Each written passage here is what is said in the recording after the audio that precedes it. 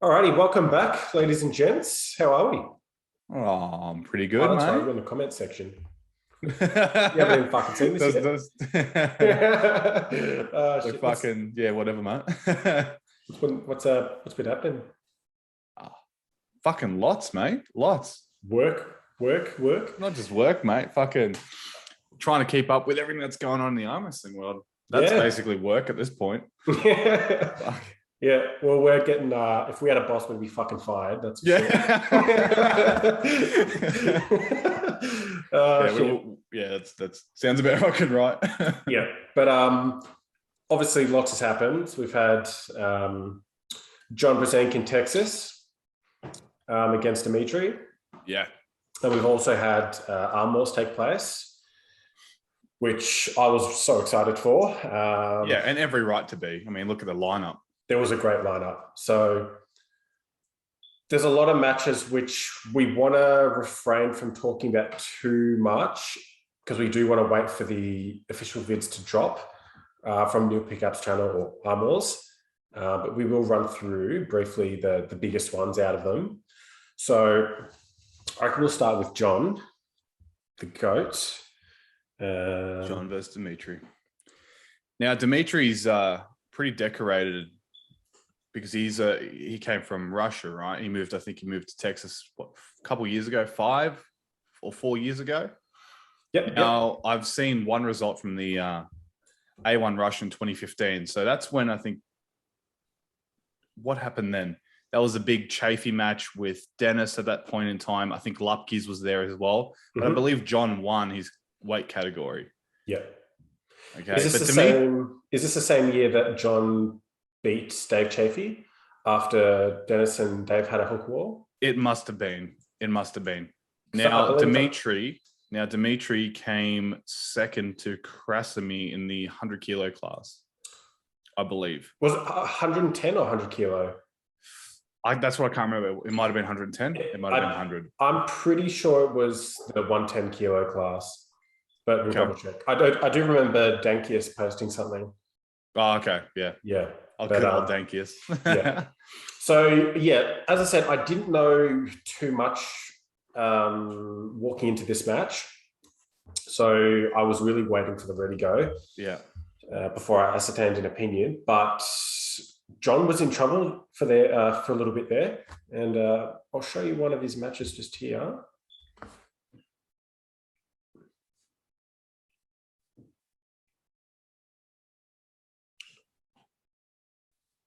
So is this the controversial one where he gets with Dimitri? Yeah, Dimitri for the pin. I thought that was a pin. However, it's hard to tell based on the angle. Yeah. And pretty much you can speculate all you want. You can see there was a desperate elbow foul to get a reset from Dimitri there. I would have loved to see a different angle as to those first few surges. But you can see John setting up a little bit lower than Dimitri higher. Again, John losing that wrist. He's not necessarily losing it. It's slightly back. It's slightly he back. He hasn't lost it. He's still got something. There we go. But what surprised me was John's ability to just blow through there multiple times without hand control. I'm surprised his shoulders holding up. Yeah. So look, exactly right. So he has said that he's for quite a number of years now that his shoulder stability and health hasn't been optimal. Seemed all right there when he went in for that semi flop press. And he's pressing outside of his shoulder. He is. Like that is so much torque on that joint. It's not fucking funny. For sure. That's insane. So it looks like he's getting back into form, which is very fucking exciting. He looked a little bigger there than he did against Chance. Mate, he's looking big too, yeah. And I know in a recent video that he did, I believe it was a live stream, he was asked by someone in the comments section if he's ever taken steroids, and he's been completely transparent, says, yep, I'm currently on it. He hasn't. Yeah, at 57 years old, and he's versing guys that are half his age. Come on. Exactly. So he said he never knew what it was up until his early 40s. He was never tempted by it, but as you get older, injuries happen. You stop feeling as as strong and young as you were. But regardless, I'm just glad that he's. I think it's a right path to take. 100% in his case. Yeah, 100%. So, well, when are we going to see a John Brzenk loss? Yeah, he's already started his super match streak.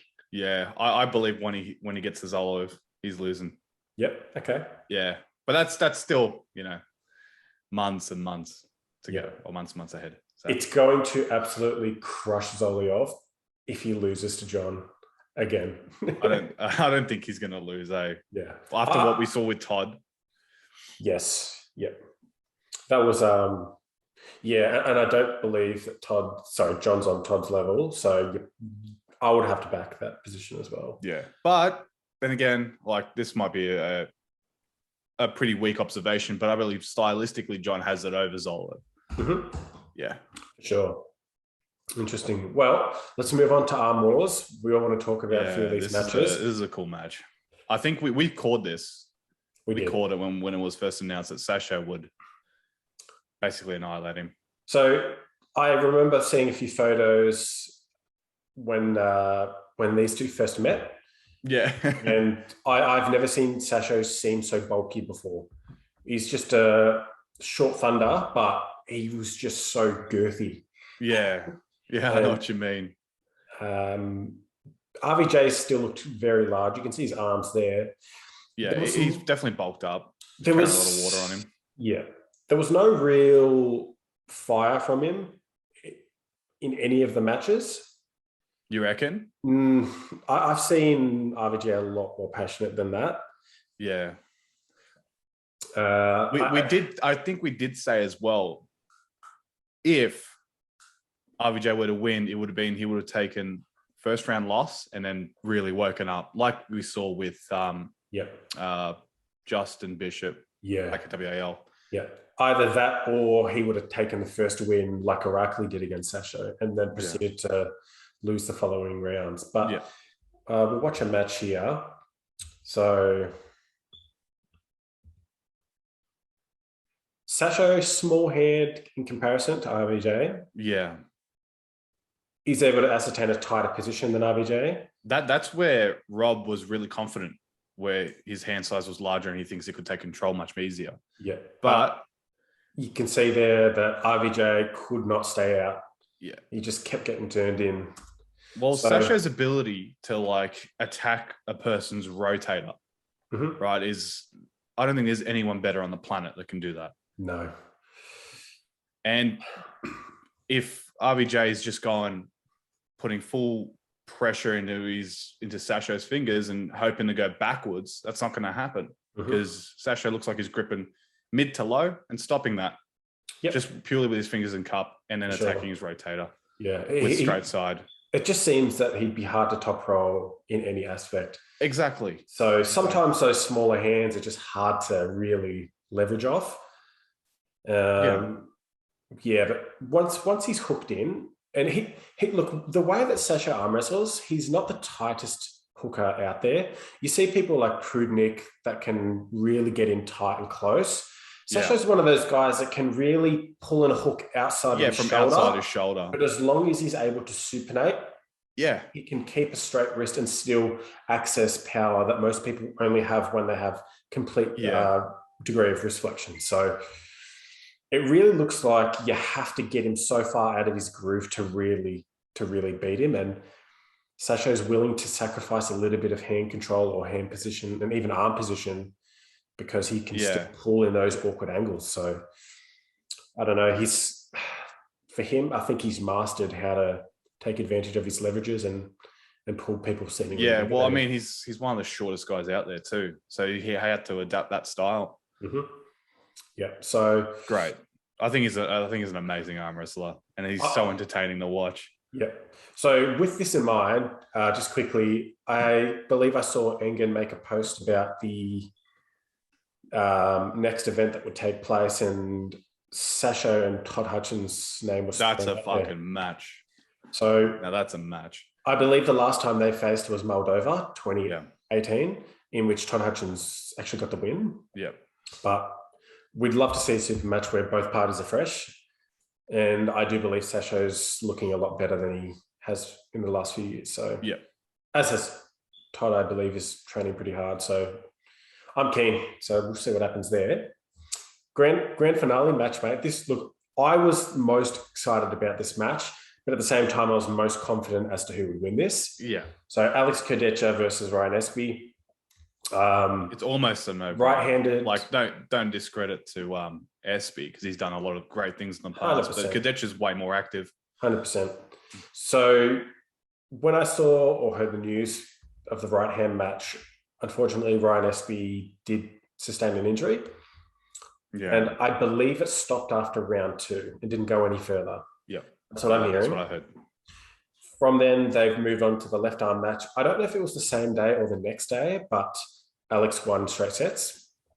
So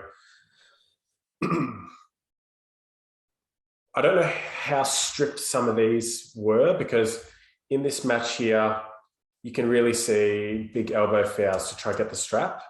Yeah. Yeah, especially on Kodecha's part. From Kodecha especially. But from here, you can see clear hand control with Alex, unable to pin, gains hand control, gets it. I didn't necessarily think it would be over after round 1. Espy usually has a few tricks up his sleeve. Yeah, he's hitting it differently. He is. That's an elbow foul as well by Espy, but that doesn't matter. What surprised me was Ryan's ability to hold on in such a disadvantaged position. Having Alex Kodecha pulling out of your hand like that, and you're essentially trying to hold on in a defensive flat-handed position. He's almost mimicking Krasimir in that top 8 match when he versus Kodecha. I believe he would have taken a lot of intel from that match. Yeah. As well as Ongabayev versus Kodecha. Absolutely, yeah. So obviously there was avenues where he did slow Alex down and honestly could have won, but it just looked like he fell short of being able to access it and execute it essentially. So look, there's no reason not to suggest that Alex hasn't gotten a lot stronger, or at least somewhat stronger since his top 8 matches. Yeah. So Alex may very well blow through Krasi, Ongabayev and Rustam now, like he never has. Maybe. It's hard to say. Yeah. But Alex is one of those guys where I really think he could be top 3 and possibly best in the world in 5 years. Literally, the world's in his fucking hands. Honestly, he's gifted with everything. He's got everything. Got the same genetics and leverages, similar build to, say, Vitaly Balatin. He came into the sport as one of those athletes that's just already so high up in the food chain. Yeah. It didn't take him long to really get to that, that elite level. And he was already killing people at WAF Worlds. He has pins on Sabin. Yeah. He has pins on Gennady. He's gifted, truly gifted. Yeah. So, I really think that if he wants it, he could, next 5 years, he could be right there as number 1. And you know what? We'll see that. We'll see it happen. Yeah. So he is in top 8 again this year, isn't he? Yes, he's versing. Because he originally was meant to be. Originally, he was meant to verse Hermes. Really, that was the match? I believe so. Yeah, I thought it was. Oh, actually, no. Don't quote me, because it keeps changing. Because days keep getting moved around, and opponents keep. I know it got being able to turn up. Yeah, I know their match got postponed. Kodecha's match got cancelled. I remember because he couldn't get to the location. Yeah, so that was against Hermes originally. Okay, and then I got pushed back. But I don't know if they're still versing each other in the second or first stage. Okay. Or if now the draws change. So I'll have to follow that up. Yeah. That's all right. I as far as we know, there's no top 8 matches happening anytime soon. So no, not for the next few months, I don't think. Yeah. Yeah. That's right. So and then there's some other matches as well. There were. Now, we saw Giannis Ambulance versus Jeff Hale. I've only really seen snippets from 1 or 2 matches, one of which Giannis flash pinned Jeff, and another one where Jeff was able to get a stop, but not able to win. So I know Jeff Hale did sustain an injury, unfortunately. Yeah, it was a bicep injury, right? I think it was a tear, maybe. Potentially. We don't know. I don't know the extent of the injury. Everything's been quite hush-hush. Yeah. I mean, it's all exclusivity from Neil Pickup's side. So yeah, which is, obviously understandable. I mean, it's his sure. event. Another match we saw was Vlad, the Destroyer. Yeah, versus Bozidar Simyov. So I didn't look this match. I thought, okay, this is going to be a match that will really tell us if Vlad is the real deal. But he couldn't pull it off, which I didn't actually expect him to. Yeah, well, you're looking at the top guy in the 80 kilo or 85 kilo class, which is Bozidar. Yeah. And where is Vlad anyway in terms of world rankings? I think he's definitely in the top 10. And I think he placed top 10 in, I think it was Hungary, the World Championships in Hungary. Mm-hmm. Or maybe it was one that was a bit closer. It might have been 2019 Worlds, which was, where was that? Fuck. Anyway, was that in Bulgaria? It was 2018, 2018. and that was when Mate from New Zealand was there as well, and he versed Levan. It was that same year. That must have been 2018. Yeah, so he did pretty well, and now Jeff was there as well. Jeff Hale competed at that Worlds. Now I think Vlad did finish top 10. Yeah. This is really working off the top of my head. I can't remember exactly, but potential number one guy, definite number one guy versus potential top 10, top 5. Yeah, I mean there was certain angles in there where Vlad was right there and could have won. Yeah. Once he got his press tucked in, he was so close to pinning on a few occasions. So Bozidar, his ability, especially within straps, just to hold off on Vlad's press, that's a lot of horsepower. Yeah. And Vlad's looking a lot bigger these days too. He is, yeah. Next matchup. Well, sorry, if we go back to the lightweights, Tom Holland we saw against Giannis as well. Yeah. Giannis getting the win. Yeah, pretty much the same way that happened in WAL. Mm-hmm. Yeah. Nothing's really changed. Almost identical. It was almost as if history repeated itself. Yeah. So it still looks like, based on the styles, Giannis gaining hand control, flying to the back of the pad, Tom Holland coming forward in his hook. Yeah. But I really think that Tom Holland would have to change his technique up and refine it in order to beat Giannis. I don't necessarily think it's a case of just get stronger. That's right. That's right. I mean, he could take some lessons off Mindaugas. Start top rolling. Yeah. Any others we missed? There's a few we've missed. Yeah, Coach Ray and Craig Sanders, which was a pretty mega match. I mean, any match with Coach Ray nowadays seems to be going off. Yeah. I'm just happy that we got the Coach Ray that starts screaming when he gets a match. Yeah. So I'm pretty sure, there was I saw a few polls out there that ascertained who the match of the day was, and I believe Coach Ray, Craig Sanders got that title. Yeah. So I believe it was 4-2 in the end. Mm-hmm. That was intense. Yeah. I'm going to go back and watch it, actually. Those close matches are always good.